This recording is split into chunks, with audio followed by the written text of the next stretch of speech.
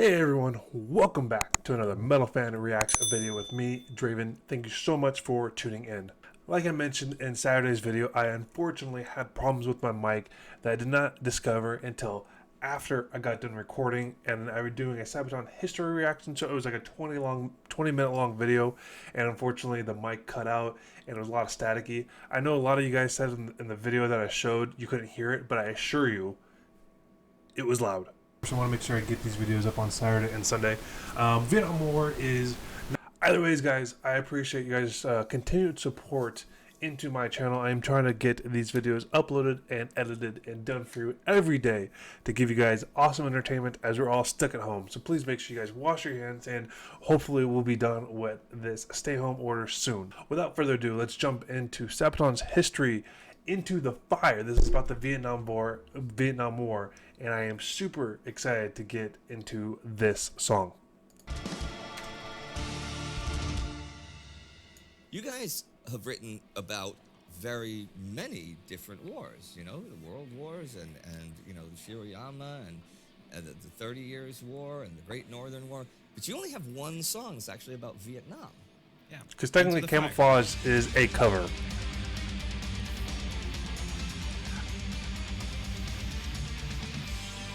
It was the height of the Cold War, while the United States and the Soviet Union... And since this is a Sabaton history, I'm going to do my best not to pause it so much, but I do have a lot of comments on this one. Like I said, I've already watched this because this was part of my previous video where the mic cut out. But there is the movie We Were Soldiers, and it's based off a book. We were young and soldiers, or We Were Soldiers and Young. I forget the book name. Is a fantastic book, and there's a lot of great.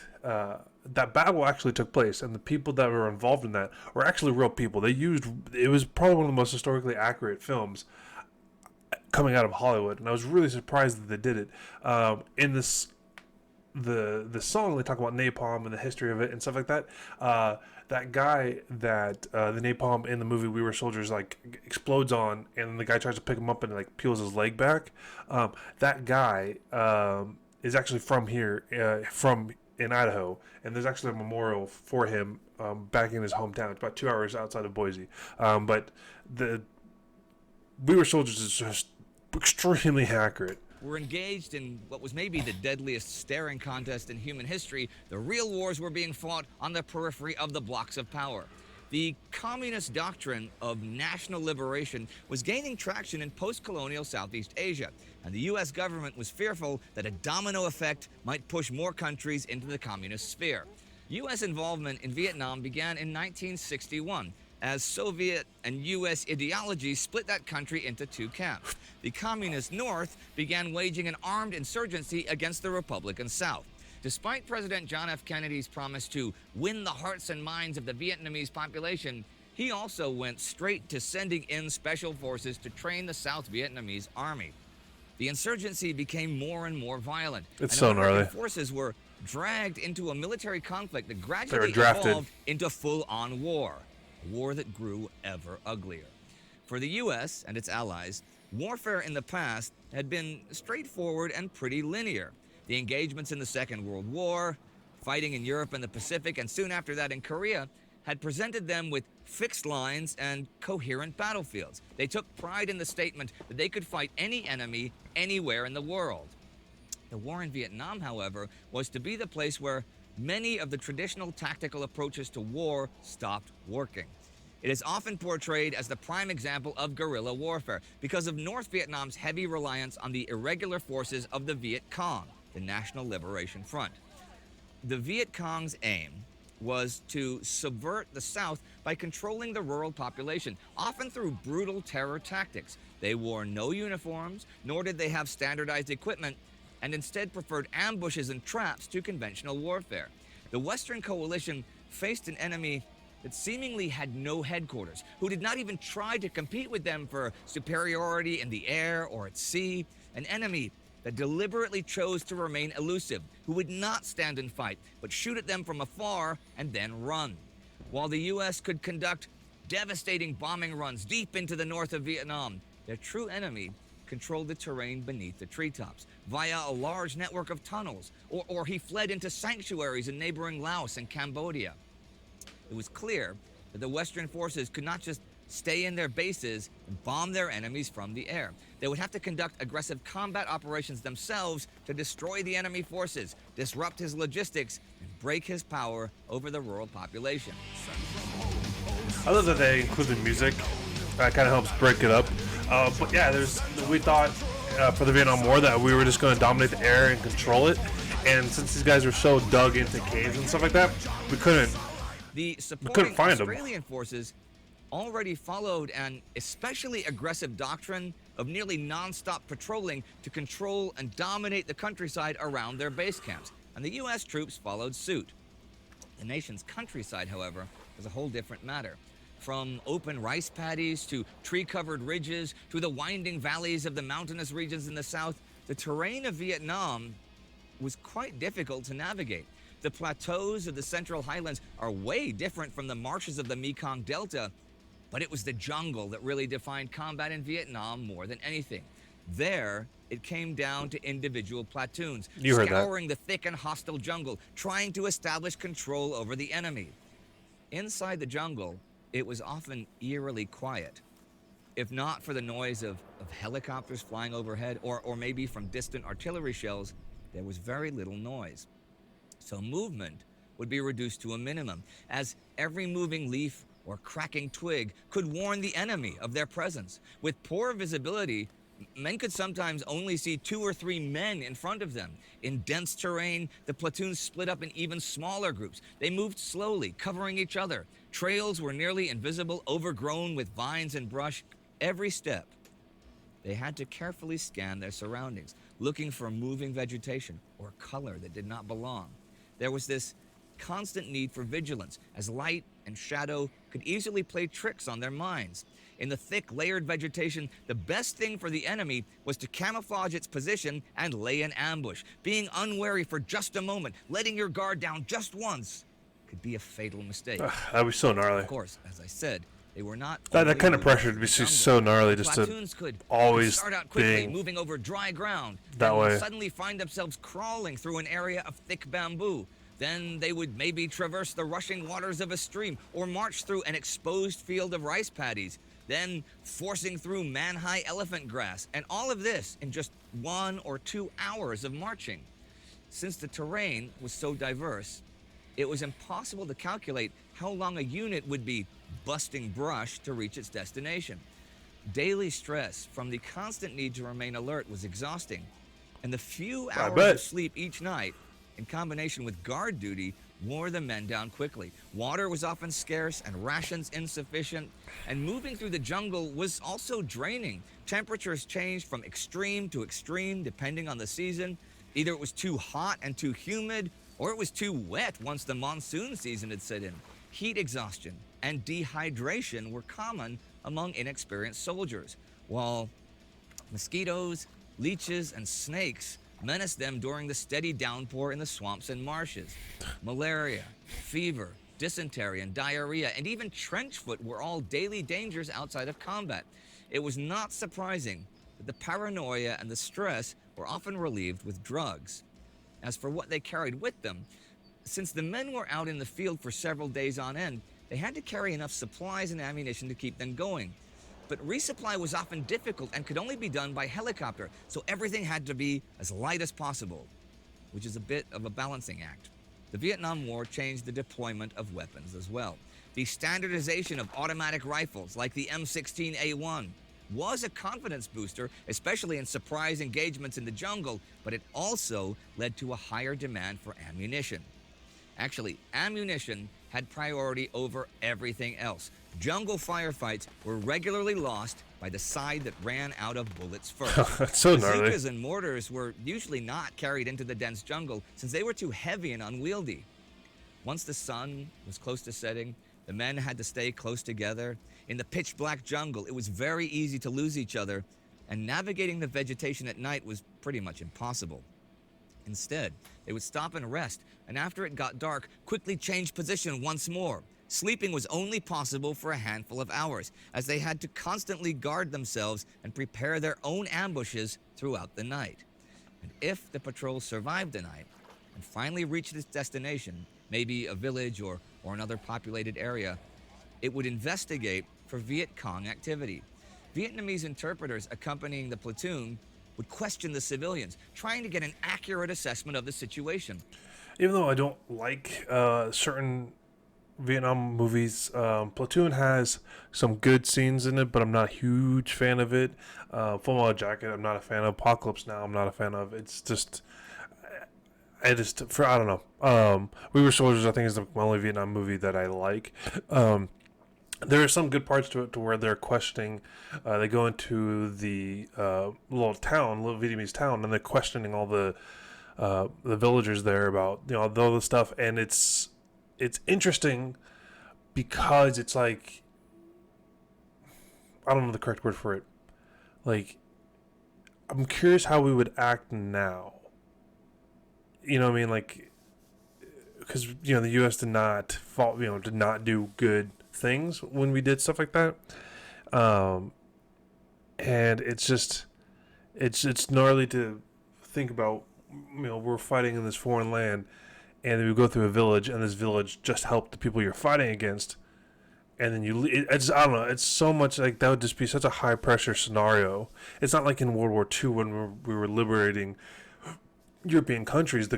The Europeans were so grateful and they praised the U.S. coming through. Not too many people wanted the German control. Here, it's, we were the invaders, we were the bullies, we were the bad guys, and it's just it's gnarly to think, like, to be constantly hyper vigilant like that. That would drive me absolutely insane. But trust was hard to come by. A village was full of ordinary people, fishermen, woodcutters, farmers. It was impossible to say if the Viet Cong already had a grip on the local population. Were they sympathizers or just poor folk who minded their own business? Did they hide weapons or make booby traps? Also, the Viet Cong often pressed villagers into service as lookouts who would alert them of the platoon's presence. Then the Viet Cong would prepare their ambushes. It was not unusual to suddenly encounter the enemy on the trip back the same way they had come. Once spotting an enemy, the silence was broken at once. The point man would open fire, usually setting off a whole magazine in the enemy direction before backing up. The men behind would throw grenades or smoke bombs as the cry, "Guns up!" resonated through the ranks. Grenade launchers and M60 machine guns moved up to suppress the enemy, while the fighting would move to the critical flanks. It was vital to bring the maximum possible amount of firepower onto the enemy's position. If they were caught in the enemy's kill zone, that was a death sentence. They often fired blind. If they were lucky, they got fleeting glimpses of their enemies, but even at close range, the vegetation could easily hide a whole platoon. Streams of fire, highlighted by tracer rounds, ripped through the vegetation from the belt-fed machine guns. Grenades like the M67 baseball were pretty much impossible to spot and throw back in the dense vegetation. Once the enemy had too much and sought to break off the engagement, the platoon would leapfrog onward, trying to keep the enemy from slipping away. Immediately, the radio men would establish contact with base, relaying their position to call for support. If they were lucky, attack helicopters and bombers would swoop in, trying to cut the retreating enemy off and destroy them from the air. Napalm bombs were what was most feared. Yeah, like I was saying, the napalm stuff is probably what scares me the most. And like I was mentioning in We Were Soldiers, that scene where the napalm lands on the both the Viet Cong and the U.S. Army soldiers, and catches on fire the one dude. That really happened, and that dude is from Idaho. Feared.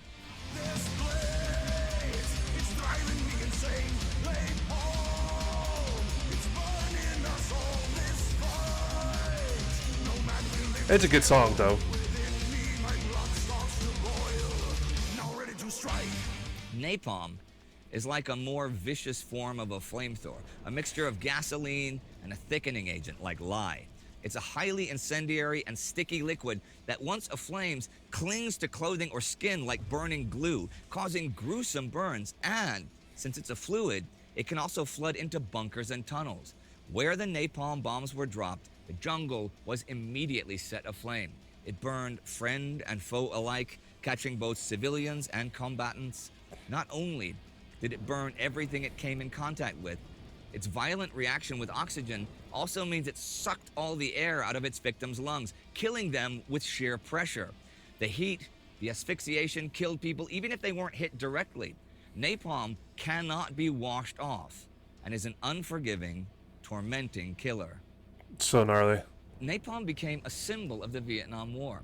But like the automatic weaponry, like the thousands of bullets and the tons of bombs spent on each engagement, napalm was just an attempt to catch the enemy.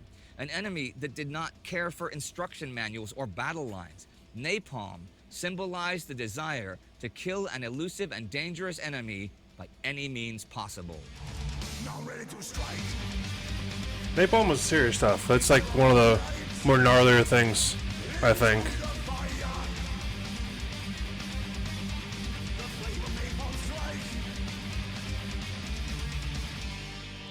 So that's interesting that this is the only song about Vietnam. And this is one of your earliest war songs, yeah? Yeah, it's from the first album, Prima Victoria, actually. So how did this come about then? Because at this time we didn't have a clear vision of where we were going with the storytelling, which battles, which war we would cover, and we also didn't have so much in-depth knowledge. So we would go for the ones that we know a little bit more about. Obviously, we have heard about, and the first where it all started was the Normandy with the Operation Overlord, and then it went on with a couple of others, and obviously the war in Vietnam. And well, when I was a kid, it was still going on. You know, I was born in the 60s, so even in the early 70s, the first like 7-8 years of my life, there was a war going on. Yep. It's true. Not for me. I'm younger than you. Young but, guys. Yeah. But we were seeing. Still can't believe this guy is growing up with the younger movies than about him. it, He looks older. because Maybe it's the there was beard. Plenty of them made, and also with some music about it. I remember one of my favorite songs from one of my favorite bands, Gravedigger. They have a song called "Heart of Darkness," which is Sure, the Joseph Conrad book that Apocalypse Now, the movie, was based on. we kind of had this little idea when we were writing the lyrics for it, like because there's a creature of the night into the fire, now I'm ready to fight. These things, they represent some guy with a lot of anger and Plenty of that. and then the fire with the napalm. With the napalm. See, it makes me think more instead of Apocalypse Now, more of the Deer Hunter with Robert De Niro and Christopher Walken. And Christopher Walken's guy, when he snaps and plays Russian roulette again and again, and he keeps winning, and it's, you can see just in his. I mean, Christopher Walken's a great actor, but you can see in his eyes that it's really. I have no idea what they're talking about, heavy. but And Christopher Walken is they gnarly. made a lot of movies. Well, not a lot. They made a bunch of movies that were dark about Apocalypse Now and the Deer Hunter. One thing they didn't do is, as far as I know, is have a comedy series about people in Vietnam. And the reason I say that is because Tropical Thunder. From the Korean War, you have MASH, which is a comedy, although it does follow. But it is true. Vietnam War is not often parodied at all. World War II, yes. Korean War, yes. Desert Storm, kind of. But Vietnam War is not something like...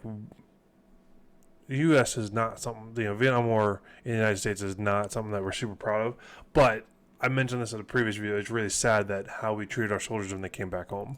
The war. Vietnam World War II, homeless there's vets is a Heroes, huge problem. Which is, it's about a German Here in the prison United camp. States. And that came out only 20, and it's happy-go-lucky people like Colonel Klink and Sergeant Schultz. They're like goofy Germans, and it's 20 years after World War II. And the same thing with MASH. That was in the 1970s. But we never had.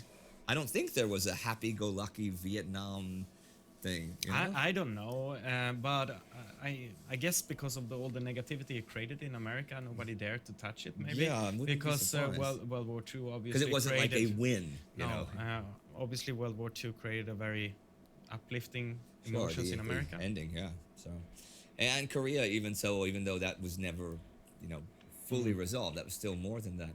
And the napalm thing too, I really like that you got that, because that is for me an enduring symbol of Vietnam. Because that was always, you'd see pictures on, my dad be watching the news, and I'd be walking by as a kid on TV, and it was napalm, napalm, napalm. That's some scary stuff came out of Vietnam. They used to spray DDT in our neighborhood when I was a kid. You'd have to go inside because there'd be clouds of DDT sprayed in. That's poison. They don't do that anymore. No, for a good reason. All right, well, that is. I was curious where you grew up. And that is it for today from us. Thank you for watching the Sabaton History Channel. See you next time. Listen to me, everybody. We love the Sabaton History These channel. aren't clickable If you do it, because please share it with us. it's Support it video. on Patreon, Mine will be YouTube, clickable, and any way you but these want. aren't. Thank you for your support. Let's do this forever. Well, guys, hopefully my mic lasted the entire video. I will find out afterwards how well it held up. But thank you guys again for bearing with me as I had the tech problems from yesterday. That was the Vietnam War Into the Fire by Sabaton History Channel. I really enjoyed diving into these. I know that it's a very long video clip, and so I do apologize. I'm not really talking much about it because I'm just learning. I'm learning so much from these clips, and so I'm really appreciating it. So I thank you guys for sticking with me and tuning into the end. Tomorrow's video will be my top 5 songs that bands have covered of Sabaton. So Sabaton covers. Not Sabaton covering other bands, but bands that covered Sabaton songs. So let me know in the comment section what you think your top 5 will be, or if you have recommendations of bands who have covered Sabaton songs. I've gone through about 20 to 25 different covers so far. I literally just type in Sabaton covers on YouTube and see what pops up, and let me know what you guys think, and we'll see what kind of top 5 videos I'll have for tomorrow. Anyway, guys, give yourself a wonderful day and a great week, or excuse me, great weekend. Make sure you wash your hands, and I'll see you tomorrow. Peace.